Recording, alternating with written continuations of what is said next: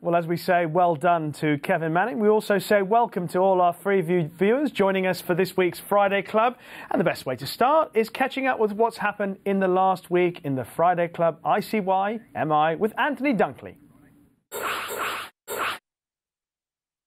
Cheltenham Trials Day, and the star of the show, or should that be stars, with a brilliant partnership of Bryony Frost and Frodon. An exuberant jump at the last in the Cotswold Chase helped seal a hard-fought victory over Elegant Escape, although the diminishing winning margin ensured the watching Paul Nicholls had to endure an agonising last 100 yards. Elegant Escape is staying up very strongly up the hill with Tom O'Brien. Frodon is just in front and has seen off the final challenge. I've never ridden a horse that has a heart like him. Over the last two, that's just visible for everyone to see. I don't need to tell you, you can see how brave he is for me, how awesome he is. He's just the most amazing person. I call upon him and he answers me every time. He either stays or he doesn't stay, and in a lot of those races he's always flat out, and I felt over further it might give him a chance just to use his jump in and dominate from the front, which he did, and I'd say he's just given him every chance now. Well, he will run in the Gold Cup if the ground's decent. If Frodon's win didn't impact the Gold Cup market, Paisley Park's win in the Cleve Hurdle certainly sent seismic shifts through the Stayers division. Emma Lavelle's 7-year-old started the day at a double-figure price for Cheltenham Glory in March, but ended it as the firm favourite following his emphatic victory in the Grade 2 contest. Paisley Park, he's 8-10 lengths clear with Aidan Coleman. This is impressive. Paisley Park for Emma Lavelle, 4 from 4 this season in great style. My husband's been riding him every day, and he's done an amazing job with him as well, because he's instilled so much confidence in the horse, and the horse has just got better and better, and is loving it. You know, he's just got so much more professional about it, and it's really exciting for us all. An extraordinary owner as well, and no doubt he's reminded you just how many days it is now to the Stayers Hurdle. Actually, do you know, extraordinarily he hasn't, but believe you me, as soon as I see him in a minute, he'll definitely be telling me. And while Martin Dixon usually finds the right tone when on pundit duties, you wonder what was said when he got home. It reminded me of my wife's driving. She's absolutely terrible, and when you get to a red light, she sticks the brake on at the last minute.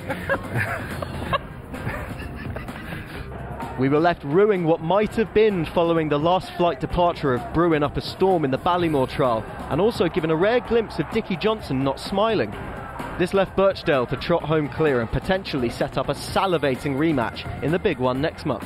Which way would it have gone at the last, do you think? It was going to be hard work. He was probably finding me out going to the last, but I felt if when push came to shove I would have had a little bit there. But that's not saying that the winner, the faller, she said, that's not saying the faller wouldn't have found as well. So it was teed up for a good match, and it was easier for me in the end anyway. And it had clearly been a long day in the studio as well. You might think a pundit's greatest challenge is to remember endless stats, but who would have thought it'd be remembering the channel's name? I recite racing TV in my sleep every time I'm due to come on, because otherwise, the swear bot will do whatever the Racing UK He's done it! Yeah, there we go! Get your money out, I was going to actually swear then. And after conquering Group 1s on the flat and Grade 1s over fences, it was only a matter of time before Joseph O'Brien set his sights on the novice hurdle division, and he has a live one in Fakir Dudari.